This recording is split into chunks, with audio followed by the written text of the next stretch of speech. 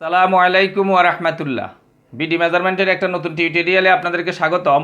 আমাদের ধারাবাহিক টিউটোরিয়ালগুলো দেখার মাধ্যমে আপনারা ল্যান্ড মেজারমেন্টের যাবতীয় কাজগুলো শিখতে পারবেন।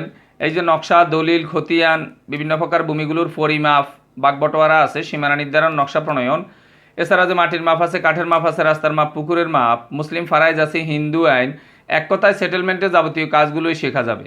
আমাদের আজকের টিউটোরিয়ালটা দলিলের উপরে। ইতিপূর্বে আমরা দলিলের উপরে একাধিক টিউটোরিয়াল প্রকাশ করেছি, আশা করি আপনারা ওগুলো দেখেছেন। যারা ওই টিউটোরিয়ালগুলো আগে থেকে দেখেন নাই, ইচ্ছা করলে আগে থেকে ওই টিউটোরিয়ালগুলো দেখে আসতে পারেন, যেখানে আমরা একটা দলিলে কি কি কথা লেখা থাকে, একটা দলিলে কোন কোন তথ্য থাকে, দলিলটা কিভাবে পাঠ করতে হবে, কিভাবে ফোড়ে ফোড়ে পাঠ করতে হবে, ইত্যাদি যাবতীয় জিনিসগুলো আমরা বর্ণনা করার চেষ্টা করেছি। আজকের টিউটোরিয়ালে আমরা বলবো একটা দলিলে দাতা এবং গ্রহীতার দায়িত্ব কী, দাতা এবং গ্রহীতার কি কি করণীয়, অর্থাৎ দলিলের মধ্যে দাতা এবং গ্রহীতার কি কি ভূমিকা থাকতে পারে। এক নম্বরে আমি গ্রহীতার ভূমিকাটা নিয়ে আলোচনা করব, অর্থাৎ যার নামে দলিলটা হচ্ছে, যিনি এই দলিলটার মালিক, যিনি এই দলিলের ভিত্তিতে এই সম্পত্তির মালিক হবেন, উনার কোন দায় দায়িত্ব। উনার এক নাম্বার যে দায় দায়িত্ব হবে সেটা হলো সর্বপ্রথম সর্বাগ্রে যে জিনিসটাকে অগ্রাধিকার দিয়ে কাজ করতে হবে সেটা হলো উনি ওই ব্যক্তির মালিকানা যাচাই করতে হবে। যিনি সম্পত্তিটা হস্তান্তর করতেছেন উনি কিভাবে মালিক হলেন এই সম্পত্তির, এই মালিকানাটাও এক নম্বরে যাচাই করতে হবে। মালিকানা যাচাইয়ের লক্ষ্যে আপনাকে এখানে খেয়াল রাখতে হবে, মানুষ মৌলিকভাবে দুইভাবে জমির মালিক হয়, একটা হলো ক্রয় সূত্রে আর একটা হলো ওয়ারিশ সূত্রে। ক্রয় সূত্রে যদি কেউ জমির মালিক হয় তাহলে খেয়াল রাখবেন তার কাছে কিছু দলিল থাকবে, একটা দলিলও থাকতে পারে, একাধিক দলিলও থাকতে পারে, এবং এই দলিলের সর্বশেষ দলিলের পিছনের যে দলিলগুলো, এই দলিলগুলোকে বায়া দলিল বলে। এই উনার কাছে এই প্রথমত এই দলিলগুলো থাকবে, এবং উনার কাছে খতিয়ান থাকবে, এটা খারিজা খতিয়ানও হইতে পারে, এবং উনি যেই এর আগে যে সিএসআরএস এসে বিএ যে জরিপগুলো হয়েছিল ওই জরিপের ভিত্তিতে যে রেকর্ড আছে ওই রেকর্ডের যে খতিয়ান আছে ওই খতিয়ানগুলো থাকতে পারে। তাহলে আপনি ওনার কাছে দলিল চাইবেন প্রথমত। যদি প্রথমত আলোচনা করতেছি আমরা, যদি উনি ক্রয় সূত্রে মালিক হয় তাহলে দলিল থাকবে এবং কিছু বায়া দলিলও থাকতে পারে। এখন উনার কাছে দলিলটা তালাশ করবেন, দলিলটা পাইলেন, এরপরে উনার নামে রেকর্ড আছে কিনা এই জিনিসটা আপনাকে দেখতে হবে, অর্থাৎ উনি ওই দলিলের ভিত্তিতে পরবর্তীতে উনি খারিজ করে নিছে কিনা এই জিনিসটা আপনাকে দেখতে হবে। খারিজা খতিয়ান যেটা ওইটা উনার কিনা, এবং সর্বশেষ যে জিনিসটা গুরুত্ব দিয়ে দেখবেন সেটা হলো বর্তমানে এই জমিটার এই সম্পত্তিটার খাজনা কে দিতেছে। হ্যাঁ, এই সেই ডিসিআরটা একটু দেখার চেষ্টা করবেন, দাখিলা এরকম দেখবেন যে এই জমিটার খাজনা বর্তমানে কে দিতেছে, যে উনার নামে এরকম খাজনা পরিশোধ হইতেছে কিনা, এমনকি আপডেটেড পর্যন্ত আছে কিনা। এখন এগুলি আপনি স্পটে একটা জায়গায় আপনাকে একটা অফিস আদালতে দোকানপাটে একটা ঘরের মধ্যে এনে দিছে কাগজপত্র সব, এখানে দেখেই আপনি সমস্ত কিছুর সঠিক সিদ্ধান্তে আসতে পারবেন না।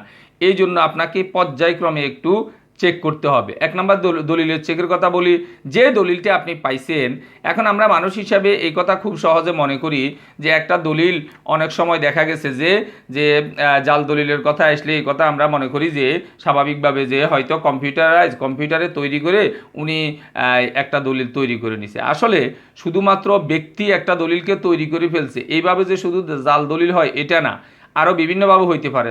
সাপোজ ধরেন পুরো প্রসেসগুলো সব কিছু ওকে করেই করছে, তারপরেও এটা জাল দলিল। কেন?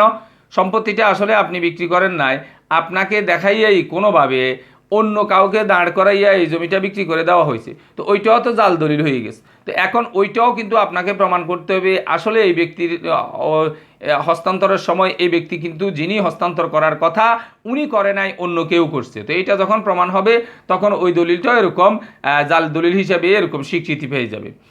এখন এছাড়াও আপনি আপনাকে যে দলিলগুলো দিছে, এখন একটা দুইটা তিনটা চারটা দলিল দিছে আপনার কাছে, এগুলি আপনি এখানে দেখে পড়ে সিলমোহর স্বাক্ষর দেখে তাৎক্ষণিক কিন্তু এটা বলতে পারবেন না যে এটা কোনটা জাল দলিল আর কোনটা আসল দলিল। তো আসলে এটা কোনোটা জাল দলিল কিনা এটার জন্য আপনাকে যেটা করতে হবে, সাব রেজিস্ট্রি অফিসে গিয়ে এই দলিলগুলোর যেই নম্বর আছে ওই নম্বর ধরে আপনি যখন উনাদেরকে বলবেন, উনারা এটা তল্লাশি দিয়ে দেখবে যে ভলিউম বইয়ের সাথে এই দলিলের মিল আছে কিনা, আদৌ এই সাব রেজিস্ট্রি অফিসে এই এই এই তারিখে এই ব্যক্তি দাতা হয়ে ওই ব্যক্তি গ্রহীতা হয়ে এইভাবে দলিল হয়েছে কিনা। যদি আপনি যতটা দলিল আসছে এর পিছনের প্রত্যেকটা দলিল আপনি সঠিকভাবে পান, তাহলে আপনি হিসাব করে এটা নিতেই পারেন যে এই দলিলটা আসলে সঠিক আছে।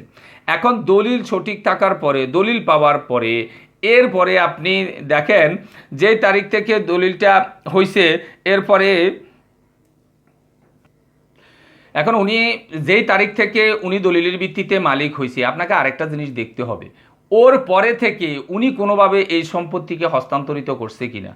অনেক সময় আসলে মানুষের ফল্টগত কারণে, সাপোজ ধরেন যে সে অন্য জায়গায় বিক্রি করে নাই, ঠিক আছে, আপনার কাছে বেচবে শুনে যে উনার একটা চিন্তা আসছে যে আমি 2 বছর পরে জমি এটা বিক্রি করে ফেলবো, লোক হয়তো দেখা গেছে যে শতভাগ সলিড না, তো এই জন্য চিন্তা করছে আমি 2 বছর আগে আমার ছেলের নামে, মেয়ের নামে অথবা আমার স্ত্রীর নামে সম্পত্তিটা আগে ট্রান্সফার করে রাখি, এটা আমরা এখন আর খারিজও করবো না, কিছু করবো না, চুপচাপ থাকবো, পরবর্তীতে আমার নামে জমিটা আসে বিদায় আমি এটা দেখিয়ে আমি আগে এটা বিক্রি করে ফেলবো, পরবর্তীতে আমরা এই ফলসগুলো বের করব। আর এই জন্য যেই তারিখ থেকে উনি মালিক, সতর্কতার জন্য, আমি বলবো না যে সব সময় এরকম হয়, কিন্তু আপনি জমি কিনতেছেন, আপনার জমি কেনার জন্য আপনাকে সর্বোচ্চ সতর্কতা অবলম্বন করে এগুলি একটু চেক করতে হবে। যেই তারিখ থেকে উনি মালিক, এর পরে থেকে উনি কোনোভাবে কোনো হস্তান্তর করছে কিনা, এই জিনিসটা আপনাকে একটু চেক করে দেখতে হবে। এখন এটা কোথায় চেক করবেন? মনে রাখবেন, একটা সম্পত্তিকে যে কেউ ইচ্ছা করলে যে কোনো জায়গায় বেচা বিক্রি, অথবা দেখা গেছে যে বিভিন্ন অফিসে গিয়ে, বিভিন্ন জেলাতে গিয়ে আমি বেচা বিক্রি করবো, এগুলি সম্ভব হবে না। ওই জমিটা যেই সাব রেজিস্ট্রির অফিসের আওতাধীন, অর্থাৎ যেই থানার আওতাধীন, ওইটা কোথায় রেজিস্ট্রি হইতে পারবে, ওইটা একটা সিলেক্টেড জায়গা আছে, ঠিক ওই সাব রেজিস্ট্রি অফিসে দেখলে হবে, অন্য কোথাও দেখলে হবে না। যে উনি তো 5 বছর আগে মালিক হয়েছে, দেখি 5 বছরের মধ্যে উনি আর কোনোভাবে ট্রান্সফার করছে কিনা। এখন যখন দেখবেন যে না, উনি এর পরে থেকে আর কোনো ট্রান্সফার করে নাই, এরপরে উনার নামে খারিজও এরকম দেখতেছেন, ওর থেকে উনার নামে এরকম সর্বশেষ এরকম ইয়েগুলো, খাজনার কাগজগুলো হচ্ছে, তাহলে আপনি এই ক্ষেত্রে অন্তত দলিলের ভিত্তিতে মালিক হলে আপনি মনে করতে পারেন যে যাক, উনি এটার শতভাগ সঠিক মালিকানা আসেন। এরপরে আসেন, যদি সে ওয়ারিশ সূত্রে মালিক হয়, তখন আপনাকে আরও একটু খেয়াল রাখতে হবে, আরও একটু বেশি জটিলতার দিকে যাবে।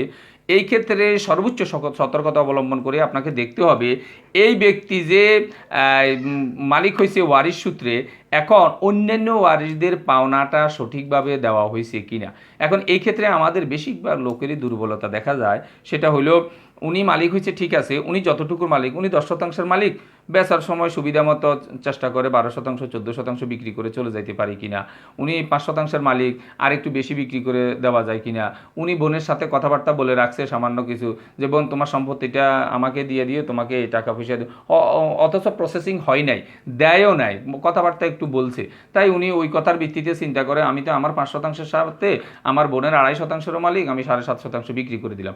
এখন এই যে আপনাকে কিন্তু, আপনি কিনতেছেন, আপনাকে কিন্তু সতর্কতার সাথে শতভাগ একটু দেখতে হবে যে উনি অর্থাৎ উনি উনার ওয়ারিশ স্বরূপ কতটুকুর মালিক, যেই ব্যক্তি মারা গেছে, যেই ব্যক্তির সম্পত্তি, উনি আসলে কতজন ওয়ারিশ রেখে মারা গেছিল, যে উনার দেখা গেছে যে কোনো কারণে আগের ঘরের পরের ঘরের কোনো সন্তান, হ্যাঁ, কোথাও এরকম আছে কিনা, টোটাল সম্পত্তিটা কয় ভাগ হওয়া দরকার ছিল, হ্যাঁ, উনি আবার যিনি মারা গেছেন উনি আবার উনার বোনের সম্পত্তি, বা দেখা গেছে যে এরকম, হ্যাঁ, অন্যদের যে ওয়ারিশের সম্পত্তি ওইটা সঠিকভাবে দিছে কিনা, অর্থাৎ ওয়ারিশের ভিত্তিতে যখন মালিক হবে তখন আরও সতর্কতার সাথে এই জিনিসগুলো দেখতে হবে। এখন ওয়ারিশের ভিত্তিতে যিনি মালিক, উনার কাছে কী থাকে? ওয়ারিশান সার্টিফিকেট, অর্থাৎ চেয়ারম্যান কর্তৃক ওয়ারিশান একটা সনদ দিয়ে দেয় যে অমুক ব্যক্তি মারা যাওয়ার পরে উনার এই ওয়ারিশরা জীবিত, এই ওয়ারিশ আছে। আবার এখনকার সময়ে শুধুমাত্র চেয়ারম্যান ওয়ারিশান সার্টিফিকেট দিয়ে দিছে, এর ভিত্তিতে বিক্রি করতে পারবে না। সরকার আরেকটা সুবিধার কাজ করছে, সেটা হলো এই ওয়ারিশান হয়ে উনি এখন নিজের নামে খারিজ করতে হবে। এখন আমাকে আপনাকে এই জন্য ওয়ারিশের সম্পত্তিও কেনার সময় দেখতে হবে আমরা যিনার কাছ থেকে নিতেছি উনি এটাকে নিজের নামে খারিজ করে নিতে পারছে কিনা, অর্থাৎ উনার কাছে ওরকম খারিজা খতিয়ান আছে কিনা, উনি খারিজ করে নিছে কিনা। এবং সর্বশেষ উনি এখন এটার খাজনাটা পরিশোধ করে কিনা বা খাজনাটা উনার নামে আসে কিনা ইত্যাদি জিনিসগুলো আমাকে আপনাকে ভালোভাবে এরকম দেখতে হবে যে আসলে উনি এই জমির প্রকৃত মালিকই কিনা। এছাড়াও যিনি গ্রহীতা উনাকে ভালোভাবে দলিলটা দেখতে হবে, দলিল পরিপূর্ণতা আসার আগে উনার নিজের স্বাক্ষর হওয়ার আগে রেজিস্ট্রি হওয়ার আগে ভালোভাবে দেখে নিতে হবে যে দাগ নাম্বার, হ্যাঁ, খতিয়ান নাম্বার এবং ইত্যাদি জিনিসগুলো সঠিকভাবে আসেনি, জমির চৌহদ্দি ঠিকভাবে দিছে কিনা, যে কোন অংশে কোন উত্তরে কে দক্ষিণে কে পূর্ব কে পশ্চিমে কে, আমি যেই দাগে যে অংশে কিনতে চাইতেছি আসলে সেটাই হইলো নাকি আমাকে এক টাকা এক জায়গায় বলে আরেক জায়গায় দিল, ইত্যাদি জিনিসগুলো আমাকে ভালোভাবে দেখতে হবে।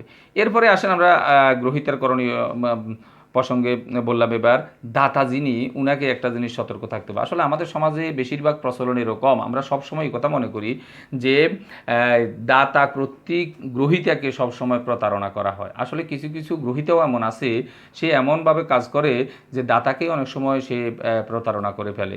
এরকম অনেক সময় এই জন্য যিনি বিক্রি করতেছে উনাকেও সর্বোচ্চ সতর্কতার সাথে থাকতে হবে। ধরেন উনি একজন লোক বিক্রি করতে চাইতেছে 10%, কিন্তু উনার একটু দুর্বলতার প্রতি লক্ষ্য রেখে যে উনি ভালো করে চাইবে না, চেক করবে না, এই জন্য ওই 10% জায়গায় ওই দাগে তো আরও বেশি সম্পত্তি আছে, 12% 15% লিখে দিলাম। এমনকি উনি এরকম বেচতেছিল একটু মাঠের মধ্যে, হ্যাঁ, ক্ষেতের মধ্যে কিছু নিচা জমি। এখন উনার একটু দুর্বলতাকে কাজে লাগিয়ে উনি ভালো করে দেখবে না, এই সুবিধাকে কাজে লাগিয়ে কি করলো যে এটাকে একবারে উনার বাড়ির অংশ একটু দেখিয়ে দিল, যেখানে জমির মূল্যে অনেক পার্থক্য হয়ে যাচ্ছে। এই জন্য যিনি দাতা উনাকেও সর্বোচ্চ সতর্কতার সাথে একটু দেখতে হবে যে আমার জমির আমি কোথায় বিক্রি করতেছি, কতটুকু বিক্রি করতেছি, জমির কোন শ্রেণী ইত্যাদি যাবতীয় জিনিসগুলো সঠিক আছে কিনা। এই যাবতীয় জিনিসগুলোর প্রতি সঠিকভাবে খেয়াল রেখে যদি আমরা কাজটা করি তাহলে দাতা গ্রহীতা কেউ এরকম প্রতারণা হওয়ার সম্ভাবনা থাকবে না। তা আশা করি ভিডিওটি বুঝতে পারতেছেন। কোনো অংশে না বুঝলে এরপরও আপনাদের স্পেসিফিক কোনো কিছু জিজ্ঞাসা থাকলে আমাদেরকে ইনশাল্লাহ কমেন্ট করলে আমরা জবাব দেওয়ার চেষ্টা করব। ভিডিওটি ভালো লাগলে লাইক, কমেন্ট এবং শেয়ার করবেন। আর আমাদের ভিডিওগুলোকে ধারাবাহিক পাওয়ার জন্য চ্যানেলটাকে সাবস্ক্রাইব করবেন। এই আশাবাদ ব্যক্ত রেখে আজকের টিউটোরিয়ালটা এখানে শেষ করছি। আল্লাহ হাফেজ।